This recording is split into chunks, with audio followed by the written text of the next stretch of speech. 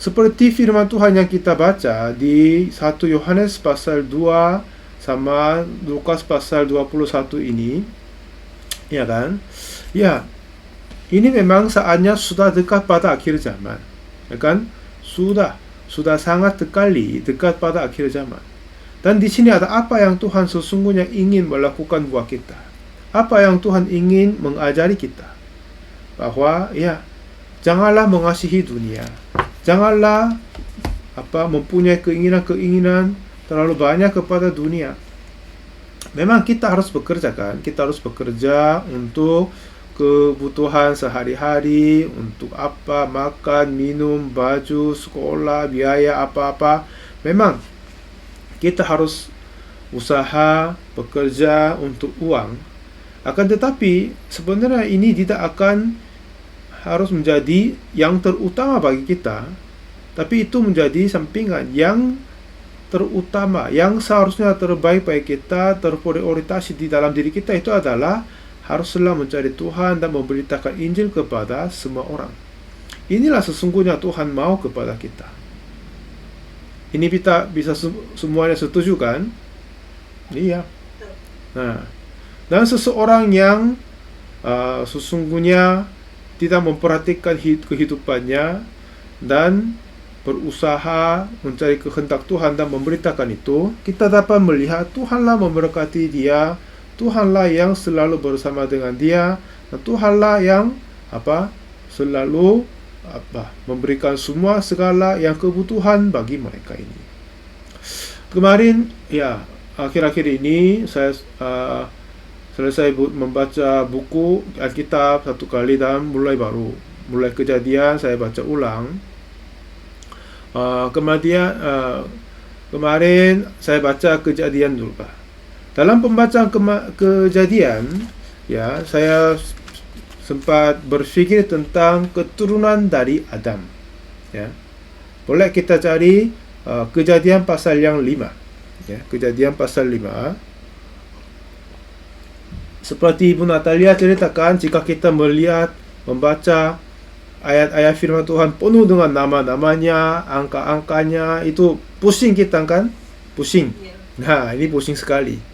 Dan jadi pada saat membaca kitab suci di Kejadian pasal 5, ini juga ya, katanya ayat 1, inilah daftar keturunan Adam. Pada waktu manusia itu diciptakan oleh Allah, dibuatnyalah dia menurut rupa Allah. Laki-laki dan perempuan diciptakannya mereka. Ia memberkati mereka dan memberikan nama manusia kepada mereka pada waktu mereka diciptakan. Nah, yang ini apa yang Tuhan menuliskan pada saat itu. Dan kemudian ayat 3, setelah Adam hidup 130 tahun, ia memperanakan seorang laki-laki menurut rupa dan gambarnya, lalu ia memberi nama Set kepadanya. Nah, kemudian umur Adam setelah memperanakan Set 800 tahun, dan ia memperanakan anak-anak lelaki dan perempuan. Nah, jadi setelah dia berumur 130 tahun, dia melahirkan anak namanya Set itu, ya kan? Nah, kemudian dia selama 800 tahun tambah lagi dia hidup, terus dia melahirkan anak seterusnya. Berapa banyak yang dia melahirkan kita nggak tahu, tapi pastilah selama 800 tahun terus jika mereka melahirkan anak banyak, ya kan? Nah, kemudian bagaimana? Umur Adam setelah memperanakan Set 800 tahun, ia memperanakan anak laki-laki dan perempuan. Jadi Adam mencapai umur 930 tahun, lalu ia mati. Wow, waktu itu orang hidup lama sekali. Sekarang gimana? Bapak saya baru lewat 70 tahun, banyak bagian-bagiannya sakit. Mama saya masih belum 70, dia sakit paru-paru, batuk terus, ya kan? Sakit banyak. Dan kalau kita kunjungi teman-teman orang-orang yang sakit di rumah sakit itu ya, yang dari muda sampai ke tua banyak yang sakit. Jadi sakit penyakit ini datang kepada tidak hanya beberapa orang saja, akan tetapi hampir semua orang, hampir banyak orang ya. Jika dia muda atau tua itu ya tidak apa-apa, tetaplah akan datang kepada banyak orang itu. Nah, setelah Adam diciptakan, ya dia hidup selama 930 tahun. Wah, lama sekali. Lama sekali. Dan jika terus kita membaca Set juga ayat 6, Set hidup 105 tahun. Setelah Set hidup 105 tahun, ia memperanakkan Enos, dan Set masih hidup 807 tahun setelah ia memperanakkan Enos, dan ia memperanakkan anak-anak lelaki dan perempuan. Dan Set mencapai umur 912 tahun, lalu ia mati. Begitu sampai semua keturunan dari Adam yang pada saatnya mereka hidup ratusan tahun, lama sekali, dan memperanakkan laki-laki dan perempuan banyak ya, semakin banyak sekali.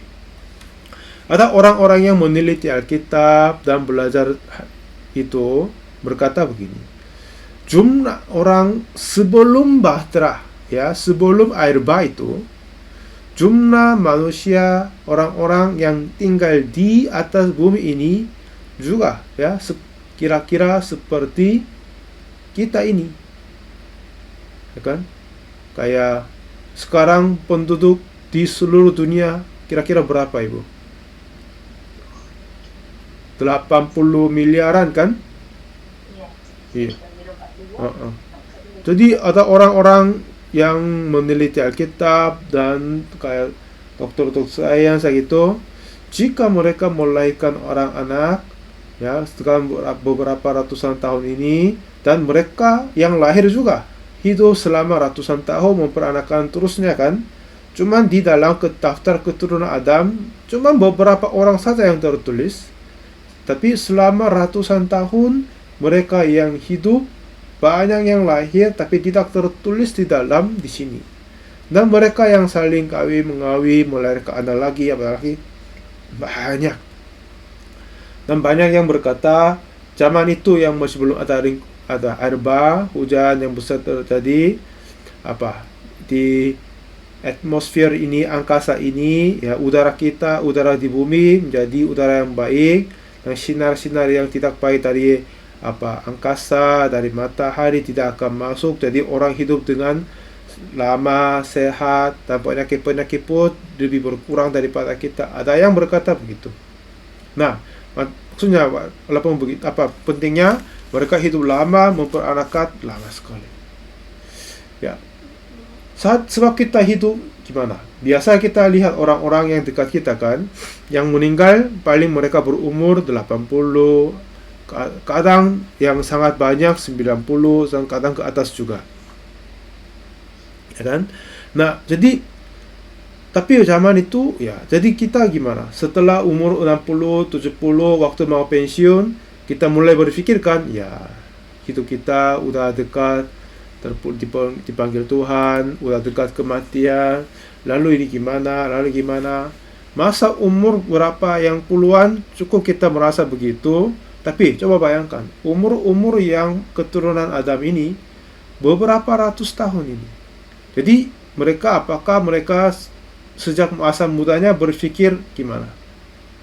Hidup kita akan berakhir, hidup kita tidak berguna, tidak masuk tidak yang baik, bagaimana caranya saya harus hidup ini? Apakah mereka sering-sering berpikir hal-hal itu? Saya pikir mungkin tidak, mereka cuma fokus tahan hidup dengan memburu binatang atau mengembalakan domba dan pertanian sedikit-sedikit.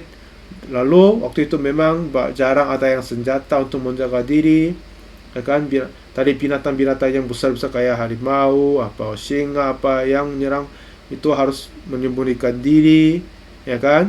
Begitu ya, mereka mungkin hanya capek, sulit menahan hidup, tidak terlalu berpikir tentang Tuhan mungkin juga. Tetapi seperti kita tahu Bapak Ibu, di Kejadian pasal 5 mulai awal sampai akhir, terus akan ada nama seseorang yang lahir oleh siapa, dan umur dia berapa, dia melahirkan anak. Setelah itu dia memperanakan beberapa anak lagi, nanti meninggal. Ini sering-sering kita bisa baca di dalamnya.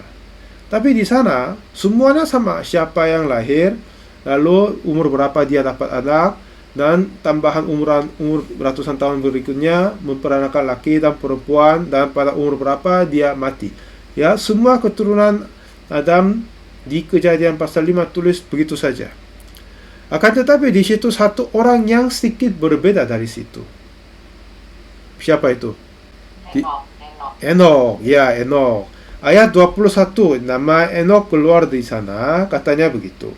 Setelah Henok hidup 65 tahun, ia memperanakan Metusalah. Dan Henok hidup bergaul dengan Allah selama 300 tahun setelah ia memperanakan Metusalah. Dan ia memperanakan anak-anak lelaki dan perempuan. Jadi Henok mencapai umur 365 tahun. Dan Henok hidup bergaul dengan Allah, lalu ia tidak ada lagi sebab ia telah diangkat oleh Allah. Jadi semua orang-orang yang lain di dalam daftar keturunan Adam ini, seperti yang tadi, umur berapa mereka dapat anak, lalu mereka setelah itu beberapa ratusan tahun mereka memperanakan laki-laki dan perempuan, kemudian umur berapa mereka mati. Ini semuanya ceritanya. Tetapi Henok saja yang beda, ya kan? Dia setelah dia dapat anak saat dia berumur 65 tahun, ya, anak namanya Metusalah. Nah, kemudian kata ayat 22, dan Henok hidup bergaul dengan Allah selama 300 tahun lagi. Ya, di sini ada banyak nama-nama tertulis di Kejadian pasal yang 5, tapi tidak ada yang tertulis seperti Henok. Katanya apa? Dia hidup bergaul dengan Allah selama berapa lama. Ini tidak sama sekali tertulis kepada yang lain-lain, tetapi kepada cuman Henok saja. Ya kan? Kepada cuman Henok saja. Lalu dia tidak mati. Ya kan? Selama 300 tahun lagi dia bersama dengan bergaul dengan Tuhan, kemudian Tuhan mengangkat dia. Jadi Henok di dalam dunia tidak mati, diangkat oleh Tuhan. Jadi dia mati di situ, ya saya pikir mungkin tidak juga, ya kan? Ya, kenapa hal itu terjadi nggak tahu, tapi memang benar-benar terjadi karena itu tertulis di dalam kitab suci. Dan di situ gimana?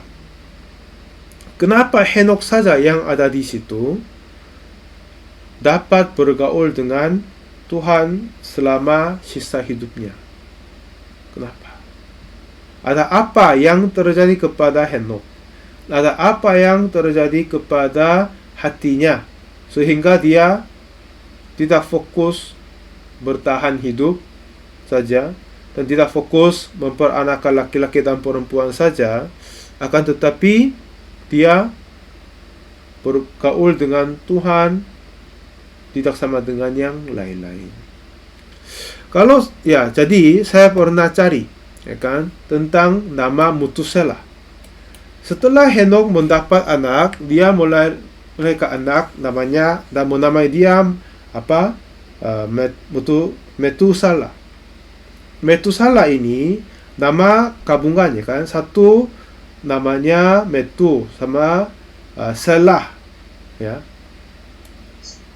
Metu ini artinya dalam bahasa Ibrani asli ini artinya orang. Orang. Dan Shelah ini artinya orang yang pegang senjata. Ada orang yang pegang tombak itu, ya. Jadi maksudnya saat kita mendapat anak dan menamai anak-anak kita ini, kita biasa menaruh harapan di dalam namanya, baru kasih nama kepada anak ini, ya kan? Nah, tapi saat Henok mendapat anak namanya dan menamai dia, Metusalah. Metu sekali lagi artinya orang, salah atau shelah artinya orang yang ini artinya senjata atau kayak tombak begitu. Jadi kalau kita menggabungkan itu, Metusalah artinya orang yang pegang senjata, orang yang pegang tombak, atau orang yang melemparkan tombak. Ini artinya. Dan pada zaman waktu itu, katanya cerita yang kuno ini, setiap desa-desa ada seseorang yang pegang tombak dan menjaga desanya. Dan saat ada peperangan apa atau saat apa-apa yang terjadi, jika orang yang pegang senjata tombak itu mati, memang desa itu jatuh ke dalam bahaya dan mati bersama juga. Jadi dengan kematian orang yang pegang senjata, seluruh desa itu mati bersama, karena memang dikalah oleh musuhnya, ya kan? Kalah oleh musuhnya. Sebab itu punya artinya begini. Nah, jadi kenapa Henok menamai anaknya artinya orang yang pegang senjata, orang yang pegang senjata yang tombak itu, ya kan? Artinya, ya dari mana nggak tahu, dari nubuatan Tuhan, dari ajaran Tuhan, apa nggak tahu kita. Akan tetapi sepertinya Henok sudah tahu bahwa saatnya datang sebentar lagi gimana Tuhan akan menghapuskan dunia ini. Tuhan akan menghukum dunia ini. Ya, dari mana nggak tahu, tapi Henok pasti tahu itu. Jadi dia menamai anaknya sebagai Metusalah, artinya yang mempunyai senjata, orang yang mempunyai senjata. Nah, jadi Henok setelah dia mendapat anak, mungkin sebelumnya dia sudah tidak mempunyai harapan apa-apa bagi dunia ini. Ini bisa paham Bapak Ibu? Ya, maksudnya apa? Alasan Henok menamai anaknya Metusalah, artinya orang yang pegang senjata, dan saat orang yang pegang senjata mati, semua desa itu mati bersama. Kenapa Henok memberi nama Metusalah kepada anaknya ini? Dia pasti tahu bahwa akan datang waktunya Tuhan akan memusnahkan dunia ini. Dengan caranya, dia sudah tahu enggak tahu, saya juga tidak pasti, tapi akan datang waktunya Tuhan akan menghukum dunia ini. Inilah yang dia sudah diberitahukan oleh Tuhan kepadanya. Saat kita menghitung ini tahun pertama, ya, Adam diciptakan, lalu umur 130 tahun dia melahirkan Set, dan Set melahirkan Enos berapa begitu. Ini belum bisa dibaca ya, terlalu kecil ya? Bisa Pak. Oke, tetapi ya coba saya jelaskan kan. Nah, tapi kalau kita Bapak Ibu, ya, kita menghitung dan membaca dengan baik-baik untuk umur-umur yang tertulis Kejadian pasal 5 ini, begini. Jadi siapa? Enok. Oh, ini salah tuliskan. Enok ini memperanakan Metusalah pada saat dia berumur 65 tahun, dan 300 tahun lamanya dia tinggal bersama dengan bergaul dengan Tuhan, dan dia terangkat. Nah, lalu kemudian Metusalah ini, ayat 25, setelah Metusalah hidup 187 tahun, ia memperanakan Lamek. Dan Metusalah masih hidup 782 tahun setelah ia memperanakan Lamek, dan ia memperanakan anak-anak laki-laki dan perempuan. Jadi Metusalah mencapai umur 969 tahun lalu ia mati. Nah, jadi inilah kehidupan. Saat Metusalah mati, dia berumur 969 tahun. Nah, jadi ini orang yang paling lama hidup di dalam kitab suci. Seorang yang paling lama hidup, paling tua di dalam kitab suci.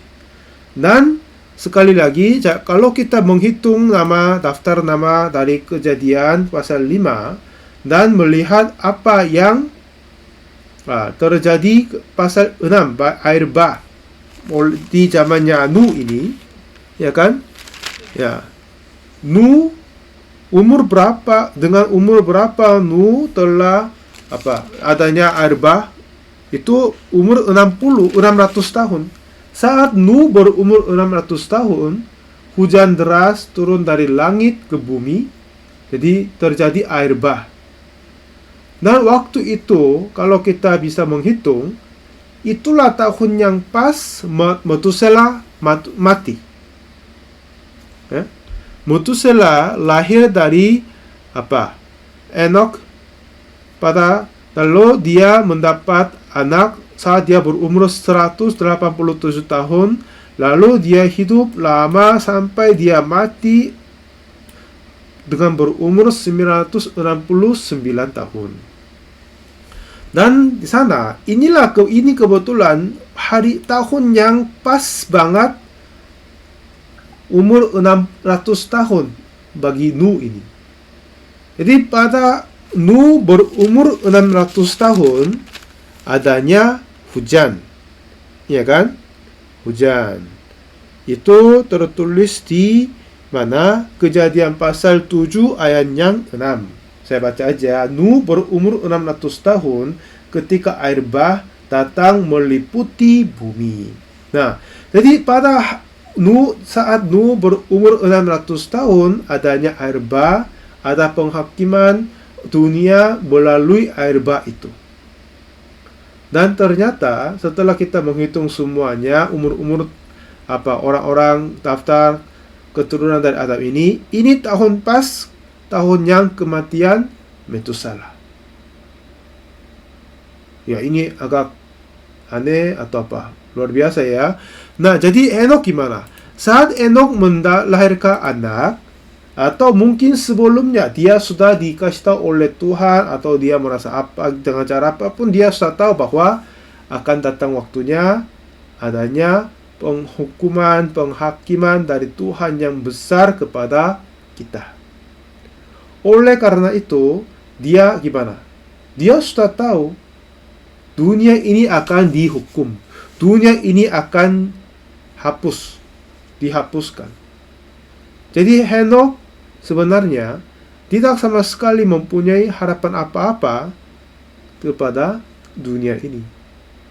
Jadi saat dia melahirkan anak laki-laki, dia dapat memberikan nama anaknya yang sulung Metusela. Artinya orang yang pegang senjata. Dan cerita yang kuno di orang Yahudi ini, jika orang yang pegang senjata yang menjaga desa ini mati, satu desa itu, satu kampung itu semuanya mati bersama. Ya kan? Jadi seperti yang begitu, pada saat tahun yang Metusela mati, itulah saatnya air bah, hujan deras, air bah terjadi. Jadilah kecuali 8 orang, yaitu Nuh, istrinya, 3 anak laki-laki, sama 3 menantunya saja. 8 orang saja yang selamat, yang lain-lain semuanya mati.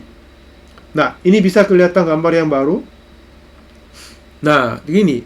Setelah Adam melahirkan Set umur 100 tahun dan terus hidup, ya kan?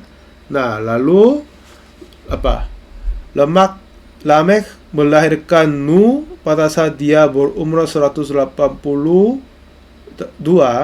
Lalu Nuh hidup selama 500 tahun. Pada saat ini, ya, dia mendapat anak-anaknya, ya kan?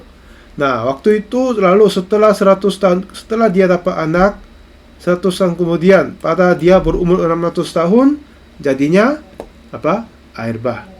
Nah, pada saat ini Metusela hidup sampai pas waktunya. Ya, sampai waktunya. Nah, artinya pada saat Tuhan Enok, ya.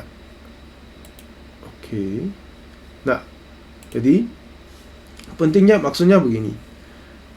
Hari tahun yang Metusala mati, baru terjadi air bah. Dan Enok sudah tahu hal ini. Jadi dia memberi nama Metusala kepada anaknya. Tadi saya cerita, kenapa Metusala ini adalah satu-satunya orang hidup berbeda dengan yang lain. Kenapa dia adalah satu-satunya yang bergaul dengan Tuhan selama sisa hidupnya, dan Tuhan mengangkat dia, tidak membiarkan dia hidup di dunia untuk melahirkan anak laki-laki dan perempuan seterusnya seperti yang lain-lain, tapi hanya Henok saja yang diangkat kepada Tuhan. Karena Henok adalah satu-satunya yang mengenal hati Tuhan, yang akan menghapuskan dunia ini karena dosa dan kejahatan, ya kan? Dan dia adalah satu-satunya yang tidak mempunyai harapan kepada dunia ini. Jadi Bapak Ibu Saudara, saya harap kita juga harus memahami hal-hal ini. Maksudnya apa? Saat kita memang harus fokus untuk kehidupan sehari-hari, kesehatan, atau uang, karir, apa yang lain-lain, pasti ya ada banyak hal-hal yang kita memperhatikannya. Akan tetapi jika kita menghasilkan semuanya, tapi tidak berminat kepada Tuhan, tidak dekat kepada Tuhan, itu gimana? Semuanya sia-sia. Memang kita semua yang sesungguhnya percaya, jika kita yang sesungguhnya percaya keselamatan dan pengampunan dosa untuk selama-lamanya hanya oleh darah Yesus Kristus, dan diberikan kepada kita secara kasih karunia dan anugerah, iya, kita tidak akan ke neraka. Akan tetapi pada saat kita masuk naik kerajaan surga, di sana gimana? Ya, kita akan mungkin bisa malu juga. Wah, saudara-saudara yang ini, para rasul-rasul yang sebelumnya atau setelah mereka kenal Tuhan, mempercayai tentang Injil Yesus Kristus, mereka hidup untuk Tuhan. Tapi kenapa kamu masih hidup untuk dirimu sendiri, uang saja Kalau kita ditanya gimana? Ya, kita akan mungkin bisa malu di atasnya. Ya kan? Kehidupan kita yang terbaik itu adalah bukan kita sendiri, ya. Bukan mempersiapkan sesuatu yang baik, ya kan? Di dunia ini saja, kan? Tapi kehidupan kita adalah kehidupannya mempersiapkan, ya kan? Mempersiapkan dunia yang akan datang tentang kerajaan surga. Seperti kita tabung uang, kan? Ada yang tabung untuk apa? Oh, mulai sekarang saya tabung dulu supaya tahun depan ada jalan-jalan ke luar negeri, ya kan? Jadi lalu mulai sekarang saya tabung dulu, ya, untuk apa? Jadi mereka sekarang mengorbankan keinginan makan atau keinginan berjalan, keinginan beli baju, apa-apa yang lain-lain. Untuk apa? Untuk yang baik akan datang itu. Nah, seperti begitu kehidupan kita pun, ya. Apa yang Tuhan menghendaki kepada kita, Dia tidak mau kita fokus hidup untuk yang baik-baik di dunia ini, akan tetapi persiapkanlah semuanya untuk kerajaan surga, ya kan? Kerajaan surga. Ini saya pikir itu apa yang Tuhan ingin mengajar dan memimpin kepada kita bersama-sama. Kemarin saya membaca firman Tuhan di Kejadian dan sempat berpikir tentang Henok yang tadi. Kenapa? Ya, Henok ini satu-satunya berbeda. Kenapa? Henok ini satu-satunya hidup bergaul dengan Tuhan selama 300 tahun lagi. Nah, kenapa hanya 300 tahun? Karena setelah 300 tahun diangkat, kan? Kalau 600 tahun kemudian diangkat, ya, dia akan bergaul dengan Tuhan selama 400 tahun terusnya. Nah, jadi kenapa Henok bisa bergaul dengan Allah selama 300 tahun dan nanti diangkat oleh Tuhan. Ya, dengan kuncinya kita bisa menemukan dari nama anaknya, Metusalah. Metusalah artinya orang yang pegang senjata. Jika dia mati, semuanya mati bersama. Ya, jika anakku ini mati, nah, jika saatnya datang, semua dunia akan dihukum. Semua dunia akan dibinasakan.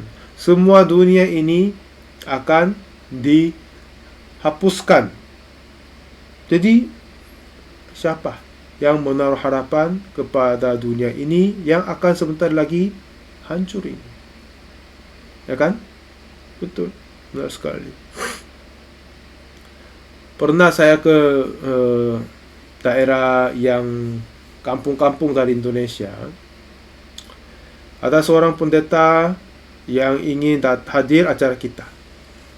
Setelah itu, dia awalnya menerima kami dengan senang hati, ajak sampai ke gerejanya, kasih mimbar supaya kami sampaikan firman, semuanya baik-baik. Dan terus kemudian, dia ingin kenalin salah satu jemaatnya. Ya kan? Oke, baik, kami berjumpa dengan mereka, sharing sedikit, dan doakan. Dan setelah lagi, dan beberapa saat kemudian lagi, apa yang mereka berkata, Pak Pendeta, apakah kamu berminat beli tanah, katanya. Tanah? Oh ya, saya berminat beli tanah. Jika ada tanah untuk kami bisa bangun gereja, itu bagus, saya bilang. Tapi maksud saya, memang paling Jakarta, atau Tangerang, atau di sekitarnya kan, ya di mana kami tinggal dan fokus melayani begitu. Tapi dia membawa kami sama jemaatnya ke tanah yang jemaat punya itu. Tanahnya memang besar. Katanya ini lebar 20 meter, panjangnya 30 meter katanya. Ini tanah besar kan? Tanah besar. Tapi sudah ada jalan yang terapi? Enggak. Listrik sudah masuk? Enggak. Sumber air ada? Enggak. Tidak ada apa-apa. Ya, cuman tanah saja ada. Lalu dia bilang, Pak Pendeta, tanah ini akan baik. Sebentar lagi ada pemerintah akan membangun kota sama apa yang di sini, yang dekat-dekat sini. Jadi ini akan menjadi sangat dekat jalan raya di kabupaten itu. Dan terus kemudian dia berkata, ya di sini nanti akan masuk perumahan apa-apa banyak, kata. Oh iya. Kemudian dia bilang, ini murah sekali Pak Pendeta. Jika Anda mau beli, ya dia akan kasih tanah ini kepada Pak Pendeta dengan harga 5 miliar, katanya. Wah, uang 50 juta pun nggak ada saya ini kan. 5 juta pun jarang ada, tapi 5 miliar gimana ini? Tapi mungkin mereka pikir, ya kan? Ya, mungkin mereka pikir saya orang Korea, orang asing. Biasa mereka datang dengan dukungan besar dari gereja induknya, jadi mungkin bisa. Nah, memang sekarang, memang kami tidak begitu ada dana. Memang uang pun nggak ada. Walaupun ada 5M, kan? Apakah saya beli tanah di kampung-kampung itu? Enggak. Dengan uang ini beli tanah di dekat Jakarta, sedikit pinggir tapi memang dekat Jakarta, supaya beribadah enak, buat retreat enak, apapun digunakan baik-baik, ya enak ini. Jadi memang aku tidak bisa berkata Jakarta ini kayak surga, kampung ini dunia, enggak, maksudnya tidak kan. Tetapi walaupun saya tidak terlalu tahu apa rencananya perkembangan kota dan kampung bagaimana, tetapi tanah ini jauh dari jalan raya dan kiri kanan semuanya sudah kosong, cuma adanya satu rumah, ya, satu rumah saja ada di kiri kanan, semuanya ladang pertanian apa-apa begitu. Jika aku beli tanah itu gimana? Langsung bisa digunakan? Nggak bisa, kan? Tidak bisa. Jadi saya tidak akan mungkin investasi di tanah-tanah di sana itu. Sama begitu. Dari pandangannya Tuhan gimana? Jika kita hidup untuk Tuhan, untuk Injil, untuk kerajaan surga, lalu itulah akan menjadi upah yang sangat baik yang akan disimpan akan di kerajaan surga. Tapi jika kita hidup hanya untuk di dunia ini, keuangan di dunia ini, apa yang lain-lain akan gimana? Tuhan tidak akan memberikan sesuatu nilai tentang hal-hal itu. Mari kita cari satu ayat lagi di 1 Korintus.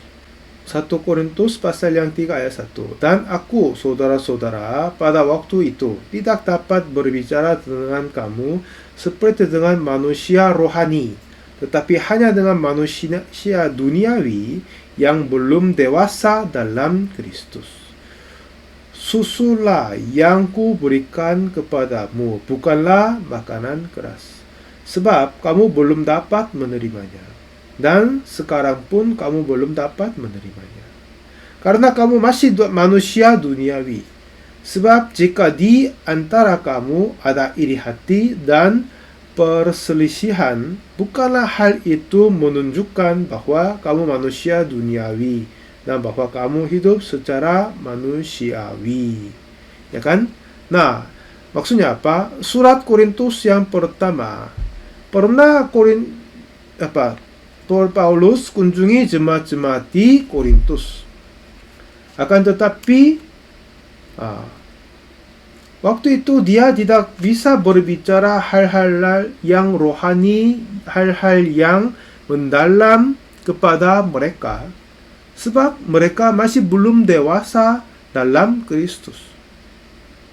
Katanya saudara-saudara, katanya. Artinya dia sekarang menuliskan surat kepada jemaat di Korintus. Ya kan? Jemaat di Korintus artinya orang-orang yang telah percaya keselamatan Tuhan dan telah percaya Yesus Kristus. Tapi setelah mereka percaya, tapi masih hidup seperti manusia duniawi, belum dewasa bagi dalam Kristus. Jadi susulah ayat Tuhan, susulah yang ku berikan kepadamu, bukan makanan keras.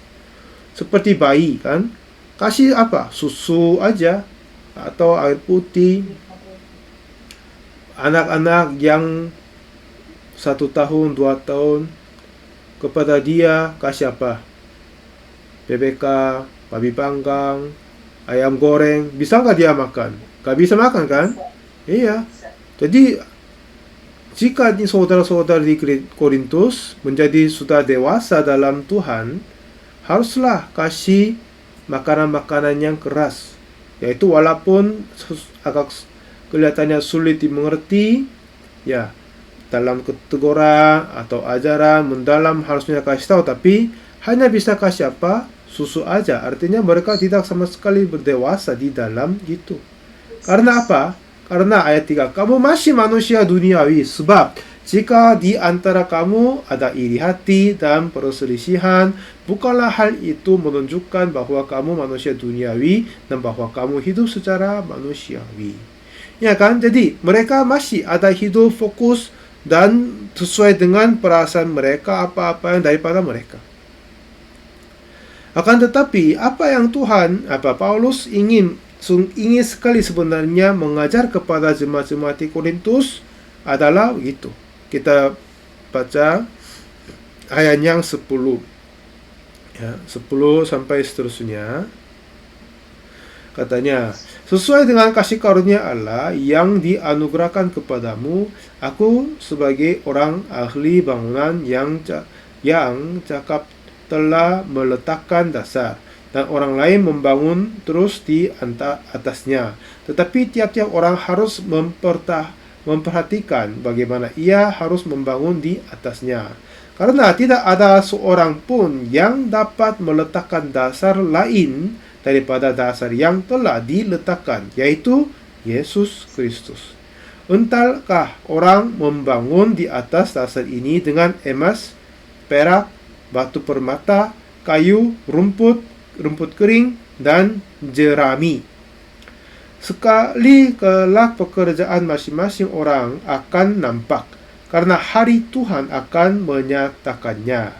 Sebab ia akan nampak dengan api, dan bagaimana pekerjaan masing-masing seorang akan diuji oleh api itu. Jika pekerjaan yang dibangun seseorang tahan uji, ia akan mendapat upah. Jika pekerjaannya terbakar, ia akan menderita kerugian, tetapi ia sendiri akan diselamatkan, tetapi seperti dari dalam api. Nah, jadi Paulus telah meletakkan dasar, yaitu Yesus Kristus. Maksudnya Paulus telah melayani mereka, memberitakan Injil Yesus Kristus bagi mereka. Dan kemudian seharusnya mereka hidup kehidupan rohani berdasarkan iman yang Paulus sampaikan kepada mereka. Dengan begitu mereka membangun di atas dasarnya fondasi, yaitu Yesus Kristus. Nah, ayat 12 katanya apa? Entahkah orang bangun di atas dasar, orang membangun di atas dasar ini dengan emas, perak, batu permata, kayu, rumput kering, dan jerami. Nah, ada beberapa jenis-jenis di situ kan, emas, perak. Kita kemarin hari Sabtu kemarin kan, saat kita belajar Kemah Suci, logam atau hal-hal yang ini mempunyai artinya. Emas, kemuliaan Allah. Perak, penebusan kasih karunia. Ya kan?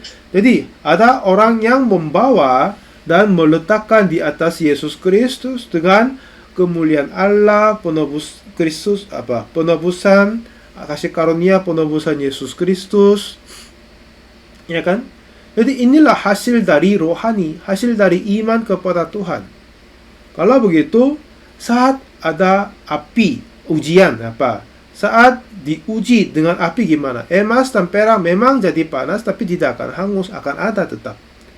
Tapi lalu kayu, rumput kering, dan jerami. Ini yang hasil dari tanah. Yang orang-orang yang melakukan semua dengan diri sendiri, usaha diri sendiri, bukan iman kepada Tuhan, tapi untuk sesuatu dari keinginan-keinginan diri terbakar habis itu. Ya kan? Nah, kalau begitu apakah ada upah bagi kita? Tidak. Nah, Paulus ingin memimpin dan mengajar jemaat-jemaat Korintus. Kamu juga menerima Yesus Kristus, kamu juga menerima keselamatan, kamu juga menerima pengampunan dosa, kamu juga menjadi anak-anak Allah. Dan seperti ayat 16 berkata, tidak tahukah kamu bahwa kamu adalah bait Allah dan bahwa roh Allah diam di dalam kamu. Sebenarnya mereka semua dilahirkan kembali, ya kan, jemaat-jemaat di Korintus. Mereka juga dilahirkan kembali menjadi orang dibenarkan oleh Tuhan, orang yang diselamatkan oleh Tuhan, yaitu mereka adalah bait Allah dan roh Allah diam di dalam mereka, tetapi mereka masih fokus hidup duniawi kepada diri sendiri yang begitu. Jadi membawa hasilnya dari kayu, rumput kering, dan jerami kayaknya. Tapi ada sebagian yang fokus hidup dan hidup oleh iman, yaitu mereka bawa emas dan perak, yaitu kemuliaan Allah dan kasih karunia penebusan Kristus Yesus. Emas dan perak akan ditahan uji dengan api dan akan dikasih upah di surga. Sebenarnya ini yang Paulus mau mengajar kepada jemaat-jemaat di Korintus, tapi mereka tidak bisa dikasih makanan keras. Susulah yang dia kasih kepada jemaat-jemaat di Korintus.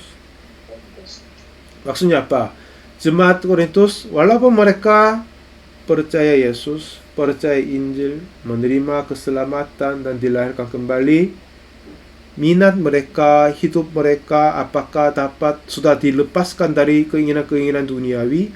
Enggak. Keinginan manusiawi juga tidak. Ini apa yang Paulus ingin tegur mereka dan memperbalikan hati dan kehidupan mereka dari keinginan manusiawi ke keinginan Tuhan dan rohani. Sebenarnya mereka setelah dilahirkan kembali, setelah mereka diselamatkan, sudah menjadi bait Allah. Tuhan telah membuatkan mereka sudah hidup seperti begitu, cuman mereka tidak hidup itu saja. Karena masih mencintai, menyukai kepada duniawi, keinginan daging, itu begitu maksudnya. Tadi saya cerita, kenapa Henok sendiri berbeda dari yang lain. Karena dia adalah satu-satunya orang yang diberitahukan atau hanya satu-satunya orang yang percaya bahwa akan ada kebinasaan, penghukuman yang besar dari Tuhan ke dunia ini. Jadi dia memberikan nama anaknya Metusala, artinya orang yang pegang senjata.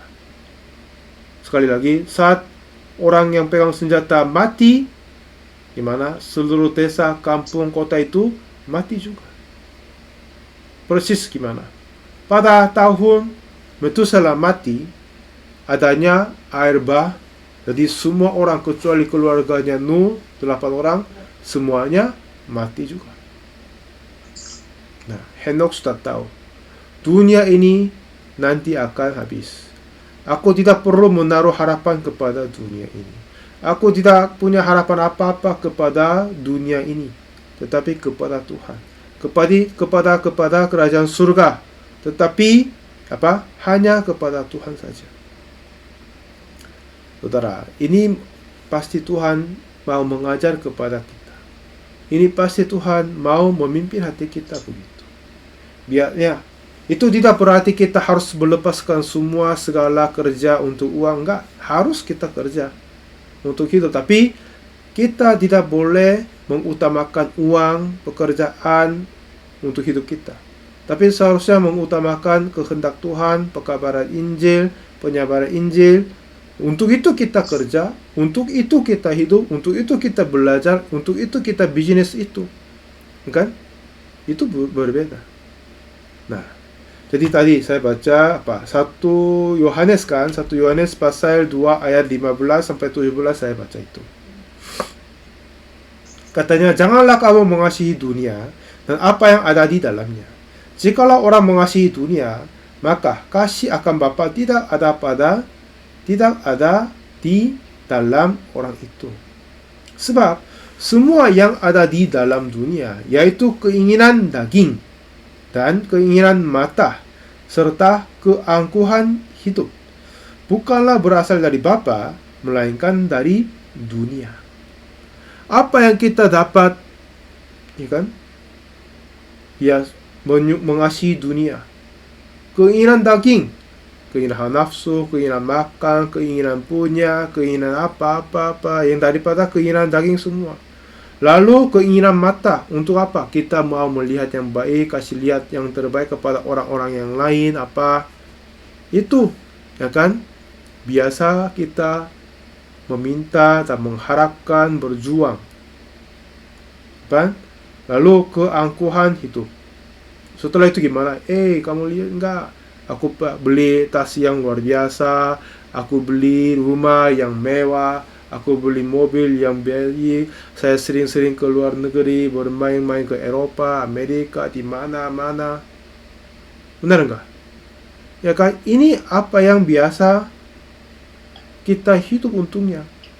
Untuk mengisi, memenuhi keinginan daging, keinginan mata, serta keangkuhan hidup. Akan tetapi saudara, dengan ini semuanya apa? Ya, berasal dari dunia ini. Ayat 15 sekali lagi saya baca. Janganlah kamu mengasihi dunia dan apa yang ada di dalamnya. Jikalau orang mengasihi dunia, maka kasih Allah Bapa, kasih akan Bapa tidak ada di dalam orang itu.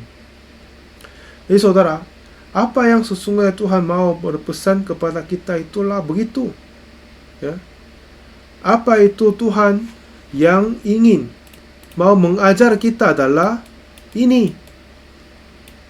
Artinya, janganlah mengasihi dunia. Janganlah mengasihi dunia. Karena ini sebentar lagi akan hapus, dihapuskan, dihukum. tapi kasihlah Tuhan. Ikulah Tuhan. Hiduplah untuk Injil, beritakanlah Injil. Ini apa yang Tuhan sesungguhnya mau memberitahukan kepada hati kita. Amin. Iya, amin. Kita harus baca amin. Henok, walaupun usia mudanya, kan, dari yang lain-lain kan, dia sudah dapat diberitahukan oleh Tuhan akan ada kebinasaan pada dunia ini. Oleh karena itu, dia tidak mempunyai harapan kepada dunia.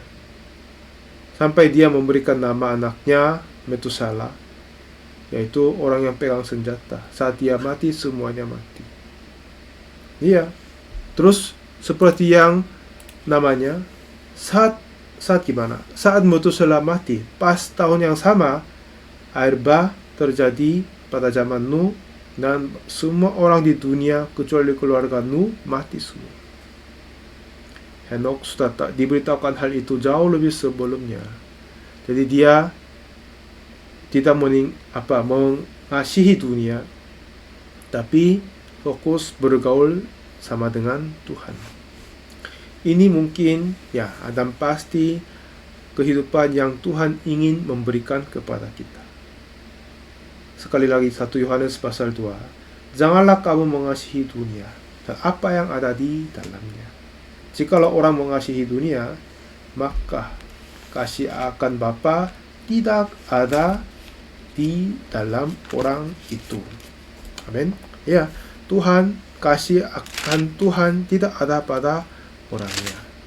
Jadi daripada itu gimana? Walaupun kita akan hilang banyak hal-hal yang lain, akan tetapi memperoleh Tuhan. Betapa indahnya itu daripada yang lain kan? Iya. Jadi Tuhan Yesus pun berkata saat dia masih ada di sini, ya kan? Maaf ya, kita cari banyak tempat, tapi kita cari satu lagi. Yohanes pasal yang 15. Yohanes pasal yang 15. Ayat yang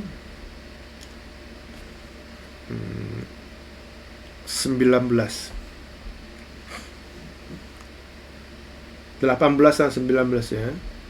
Yohanes 15 ayat 18 dan 19. Jikalau dunia membenci kamu, ingatlah bahwa ia telah lebih dahulu membenci aku daripada kamu. Sekiranya kamu dari dunia, tentulah dunia mengasihi kamu sebagai miliknya. Tetapi karena kamu bukan dari dunia, melainkan aku telah memiliki kamu dari dunia, sebab itulah dunia membenci kamu. Mungkin seminggu yang lalu atau 2 minggu yang lalu saya cerita tentang lahir baru, ya kan? Kelahiran kembali. Kita awalnya lahir dalam Adam dan Hawa, jadi keturunan dalamnya. Tetapi kita telah masuk ke dalam Kristus Yesus, mati bersama, dikuburkan bersama, bangkit bersama. Jadi dulu kita lahir dalam Adam dan Hawa, yaitu lahir dalam dosa. Sekarang kita telah dilahirkan kembali, yaitu dalam Yesus. Jadi tidak termasuk di dalam dunia, tapi di dalam Yesus. Amin. Amin. Jadinya apa? Sekiranya ayat 8, jikalau dunia membenci kamu, ingatlah bahwa ia telah lebih dahulu membenci aku daripada kamu. Sekiranya kamu dari dunia, tentulah dunia mengasihi kamu sebagai miliknya. Tetapi karena kamu bukan dari dunia, ya kita sekarang sudah menjadi orang-orang yang tidak dari dunia, tapi berasal dari Yesus, berasal dari Tuhan, berasal dari surga. Jadi karena itu dunia membenci kita.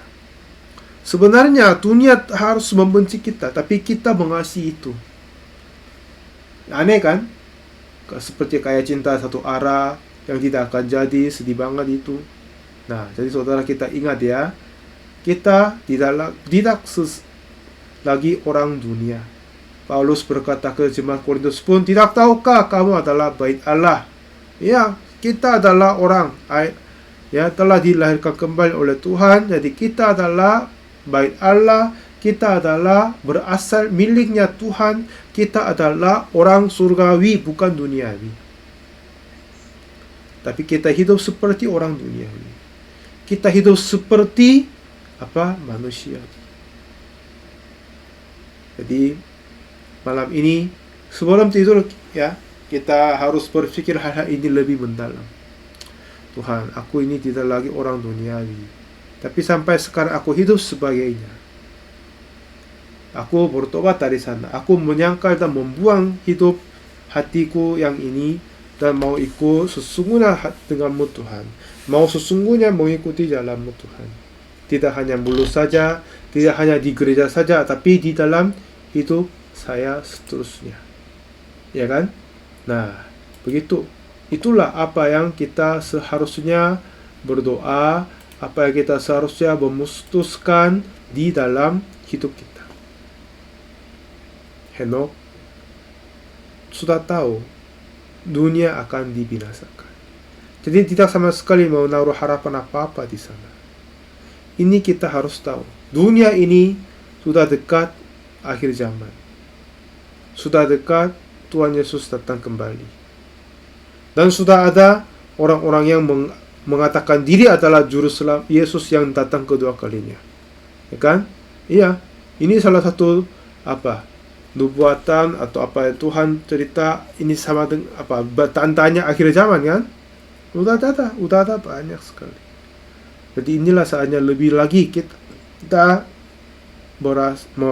harus tahu bahwa ini bukan saatnya kita mengasihi dunia. Ini seharusnya kita saatnya meninggalkan dunia dan hidup untuk Tuhan, hidup untuk pekabaran Injil, hidup dalam jemaat-jemaat kudus. Dengan begitulah Tuhan akan menyenangkan dan kehidupan kita baru berharga dan bermakna dan akan mendapat upah yang semakin banyak di kerajaan surga. Dan kita akan bersukacita saling bersaksi sama rasul-rasul yang telah berpulang sebelum kita di dunia, di atas kerajaan surga. Amin. Amin. Sekali lagi, semoga kita berpikir ulang apa yang saya sampaikan malam ini, dan semoga kita memutuskan di dalam diri hati kita untuk jangan mengasihi dunia, tapi hidup untuk Injil. Lalu berkat anugerah pertolongan Tuhan yang sebesar-besarnya akan berlimpah-limpah bagi kita. Oke, terima kasih banyak.